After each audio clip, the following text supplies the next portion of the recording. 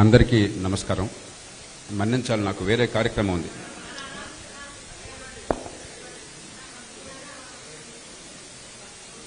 ఈవేళ లోక్సత్తా ప్రజాస్వామ్య పీఠం 30 ఏళ్ళు ఈ మాసంతో నిండుతున్నాయి. ఆ కారణంగా ఒక టౌన్ హాల్ ఏర్పాటు చేసుకున్నాం. అందుకని పెద్దలు హరీష్ రావు గారు, శాసనసభ్యులు ఇద్దరు మన్నించాలి, మీతో ఎక్కువసేపు కూర్చోలేకపోతున్నాను. నేను ఎక్కువ మాట్లాడను. నేను ఎవరినో తిట్టిపోయడానికో ప్రభుత్వం ఏం చేసినా విమర్శించడానికో నేను రాలేదు. మరి ఎందుకు వచ్చావా అంటే, నేను నిజాయితీగా నమ్మేది, నిరంతరం ఆలోచించేది ఏమిటంటే, ప్రభుత్వం ఎవరైనా సరే మంచి పని చేస్తే హర్షిద్దాం, మద్దతిద్దాం. పార్టీ ఏంటో మనకు అనవసరం. పొరపాటు చేస్తుంటే వివరించి సరిదిద్దుదాం. ఏ పార్టీ అధికారంలోకి వచ్చినా కూడా ప్రజలు మద్దతు ఇచ్చిన తర్వాత ఆ ప్రభుత్వానికి నిర్ణయాలు చేసే అధికారం ఉన్నది, బాధ్యత ఉన్నది. కాబట్టి అధికారంలో ఉన్నవాళ్ళు ఏం చేసినా వ్యతిరేకించడం దానికి నేను వ్యతిరేకం.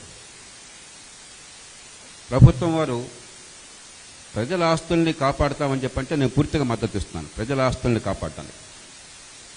కానీ గుడ్డెద్దు చేలో పడ్డట్టుగా ప్రజల ఆస్తా కాదా సంబంధం లేకుండా ప్రైవేట్ ఆస్తులన్నీ కూడా గందరగోళం చేస్తామంటే ఇంకా దేశంలో చట్టబద్ధ పాలన లేదు. బడితున్నాడిదే బరి అయిపోతుంది. ప్రభుత్వానికి అతిపెద్ద బడిత ఉంది కాబట్టి ప్రభుత్వం బరి అయిపోతుంది. అది సరే, కరెక్ట్ కాదు. కాబట్టి ప్రభుత్వం తన విధానాలు అమలు చేసేటప్పుడు నిజాయితీ పరులు, ఏ రకమైన పొరపాటు చేయని వాళ్ళు, వాళ్ళ ఆస్తుల్ని, వాళ్ళ హక్కుల్ని కాపాడడం ప్రభుత్వం ప్రథమ బాధ్యత. ఈవేళ అక్కడ ప్రభుత్వం నా దృష్టిలో విఫలమైనది. ఇవాళ పత్రిక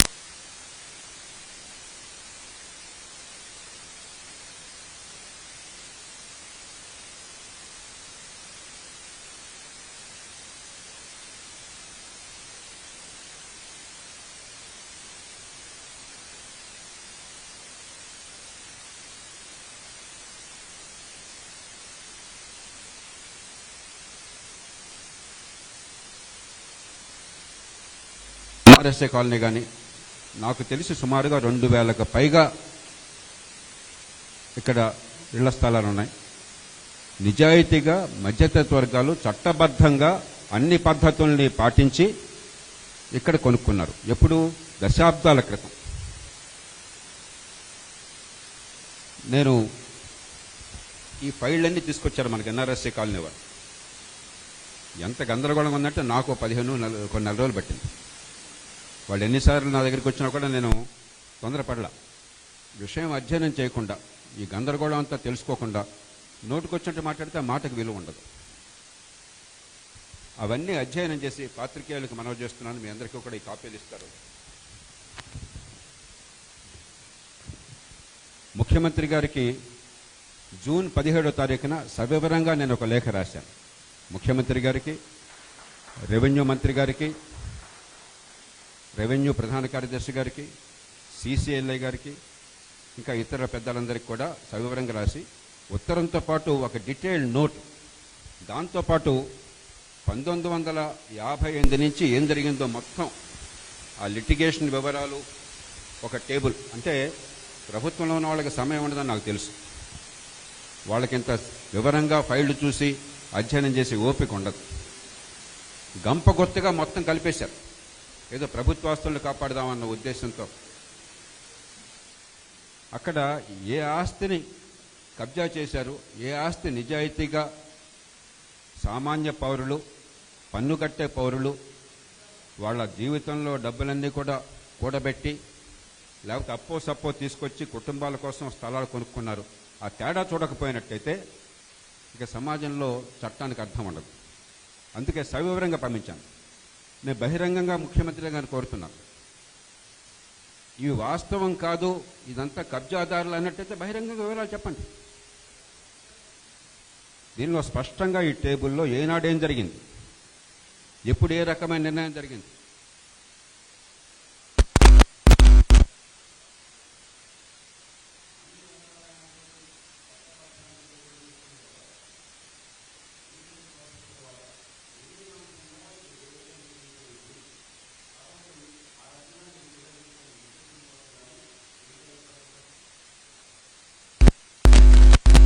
అర్బన్ ల్యాండ్ సెన్సేషన్లో మళ్ళీ అందరూ డబ్బులు కట్టారు.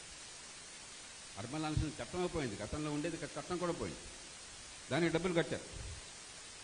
ఈ నగరంలో లక్షలాది మంది అర్బన్ ల్యాండ్ సీలింగ్స్తో పడ్డ భూముల్ని రెగ్యులరైజేషన్ కోసం డబ్బులు కట్టారు.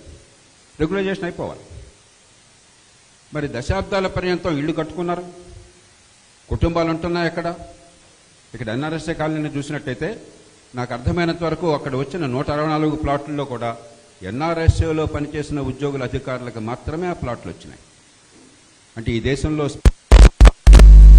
రక్షణ కోసం, దేశంలో కమ్యూనికేషన్ వ్యవస్థ కోసం అని చెప్పని చెమటోడ్చి కష్టించిన వాళ్ళకి సొంతంగా డబ్బులతో చిన్న స్థలాలు కొనుక్కుంటే దాన్ని కూడా మనం ఇవాళ 40 ఏళ్ల తర్వాత వాళ్ళకి హింస పెడతాము. వారిలో కొందరు పెద్దలు నాకు చాలా కాలం నుంచి తెలుసు, 76 వారు ఉన్నారు, 75 వాళ్ళు ఉన్నారు. ఈ వయసులో ఈ ఆస్తుల నేపథ్యాన్ని భయాన్ని కలిగించడం సరైనది కాదు. చివరికి ఏమవుతుందంటే మధ్యతరగతి వర్గాలు, సామాన్య ప్రజలు, నిజాయితీగా స్థలాలు కొనుక్కున్న వాళ్ళు, వాళ్ళందరి మద్దతుని మీరు కోల్పోతే ఈ రూపంలో కబ్జాదారులు లాభపడతారు. ప్రభుత్వ విధానాల మీద వ్యతిరేకత కబ్జాదారులకు అనుకూలంగా మారుతుంది అని చెప్పని మేము పట్టించుకోము, మేము వినము అని చెప్పన్నది అది ప్రజాస్వామ్య సమాజంలో సంస్కారం కాదు. నేను నిజాయితీగా చెప్తున్నాను. తెల్లవాళ్ల ప్రభుత్వంలో కూడా బ్రిటిష్ వాళ్ళు ఉన్నప్పుడు, నిజాం ప్రభుత్వంలో కూడా ఒక అధికారి నాకు తెలియదండి, నేను పట్టించుకోను, కోర్టులో చూసుకోండి చెప్పిన వాడు అనలేవాడు కాదు. వాళ్ళ ముందుకు విషయం వచ్చినట్టయితే విషయాన్ని కూలంకషంగా పరిశీలించి న్యాయం చేయడం ధర్మం అని చెప్పని పట్టుదలతో చేసేవాడు. ఇవాళ పరిపాలనా యంత్రాంగం, నేను రాజకీయాన్ని తప్పట్లేదు, ఎందుకంటే వివరాల్లో పోయేది రాజకీయ ముఖ్యమంత్రి గారి గ్రామం ఎక్కడ ఉంటుంది, నాకే టైం లేకపోతే. అధికార యంత్రాంగం ఏం చేస్తోంది? ఈ వివరాలను పరిశీలించి, చట్టబద్ధతను పరిశీలించి ప్రభుత్వం ముందు పెట్టాల్సిన బాధ్యత లేదా? మాకు తెలియదండి, వాళ్ళు ఆర్డర్స్ ఇచ్చారని చెప్పండి, మీరు మెసెంజర్ బాయ్సా? ఇంకా మీరెందుకయ్యా ఇక్కడ ప్రభుత్వంలో ఉన్నది? అధికార యంత్రాంగం మీకెందుకు? మీకు ఈ బుజ్జుకీర్తులు ఎందుకు? ఈ కారులు ఎందుకు? ఈ ఆడంబరాలు ఎందుకు? ఈ పదవులు ఎందుకు? అంచేత ముఖ్యమంత్రి గారిని నేను కోరుతున్నాను, రెవెన్యూ మంత్రి గారిని కోరుతున్నాను, ప్రొహిబిటెడ్ ల్యాండ్స్గా దంపగొత్తగా పెట్టడం కాకుండా ప్రతి కాలనీ, ప్రతి లేఅవుట్ విషయంలో స్పష్టంగా ఈ ఫైళ్లన్నీ చూసి గతంలోని చరిత్రంతో పరిశీలించి ఎక్కడ వాటిని చేర్చకూడదని అర్థమవుతుందో స్పష్టంగా, దీనిలో ఏమనుమానం లేదు. ఇది బహిరంగంగా బయట పెడుతున్నాను, ఇవాళ పాత్రికేయులకు ఇస్తున్నాను, పత్రికల వారు మీరు పరిశోధించుకోండి. ఈ వివరాలు కరెక్టా కదా మీరు పరిశీలించుకోండి, ప్రభుత్వం వారు పరిశీలించుకోండి వివరాలు కరెక్టా కదా అని చెప్పండి. కరెక్ట్ అన్నట్టయితే వెంటనే ఈ భూముల్ని ఈ 22A నుంచి ప్రొహిబిటెడ్ ల్యాండ్స్ నుంచి మేము ఉపసంహరించాలి. చివరి మాట, చట్టబద్ధ పాలన అనేది ప్రజాస్వామ్య సమాజంలో ప్రభుత్వం ప్రథమ కర్తవ్యం. చట్టాన్ని ప్రభుత్వమే పట్టించుకోనని చెప్పన్నట్టయితే గోండాకి ప్రభుత్వానికి తేడా ఎక్కడుంటుంది? ఈవేళ ఒక చిన్న ఆస్తి ఉన్నట్టయితే, ఇల్లు అద్దెకిచ్చినట్టయితే అద్దెకి తీసుకున్నాడు, ఆ లీజ్ టర్మ్ అయిపోయిన తర్వాత తిరిగి ఇస్తాడన్న ధైర్యం లేదు హరీష్ రావు గారు. చుట్టూ ఉన్నవాళ్ళు వ్యక్తిగత అనుభవంతో నేను చెప్తున్నాను. అన్నీ ఉండి, పూర్తిగా మన ఆస్తి ఉండి దాన్ని కాపాడుకుంటాం నమ్మకంలో అక్కడ ఎందుకు పోయింది? ఈ చట్టం మన ప్రజల్ని కాపాడుతుంది, మన ఆస్తుల్ని కాపాడుతుంది అన్న నమ్మకం పోయింది. చివరికి ఏమవుతుంది? ఎవరో ఒకళ్ళని మనమే కొడవలసి వస్తుంది. హరీష్ రావు గారు, నాకేదో సమస్య ఉన్నది, మీరు పరిష్కారం చేస్తారని నేను అడగాల్సి వస్తుంది. ఇవాళ ఆ పరిస్థితి మనం వచ్చాం. అది ప్రజాస్వామ్యంలో వ్యవస్థకు ఆత్మహత్య సదృశ్యం. ప్రజలకి వ్యవస్థ మీద నమ్మకం పోయి, నా ఆస్తుల్ని వాళ్ళు కాపాడడం పోయి భక్షిస్తారు, లేకపోతే ఎవడి చేతుల్లో పెద్ద దండా ఉంటే వాడు దాన్ని పూర్తిగా కబ్జా చేస్తాడన్న భావం సమాజంలో ప్రబలిపోతే ఆ వ్యవస్థ నిలవదు. ఏ పార్టీ అయినా కావచ్చు, ఏ రాష్ట్రమైనా కావచ్చు. కాబట్టి పార్టీలందరినీ, పెద్దలందరినీ వినమ్రంగా కోరుతుంది. కానీ కనీసం సివిల్ డిస్ప్యూట్స్ విషయాలు సకాలంలో, వేగంగా, న్యాయంగా, ధర్మంగా మాకు న్యాయం దక్కుతుంది, మా ఆస్తులను కాపాడుకుంటాము, మా హక్కుల్ని కాపాడుకుంటాము నమ్మకాన్ని తీసుకురావడం మనందరికీ అవసరం. లేకపోతే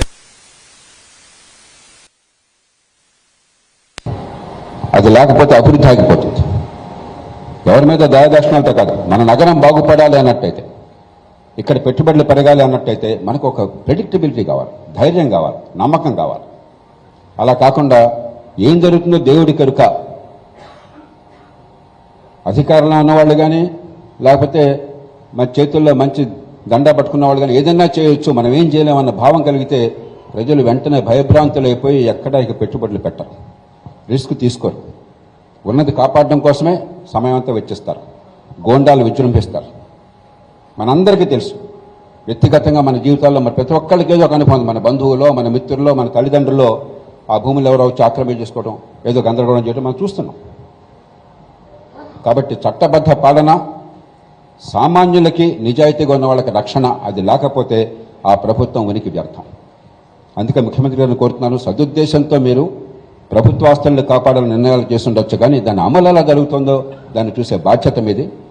వెంటనే ఈ వివరాలని పరిశీలించండి. ఈ భూములన్నీ కూడా ఈ 22A చేర్చడం పూర్తిగా అక్రమము, చట్ట విరుద్ధము.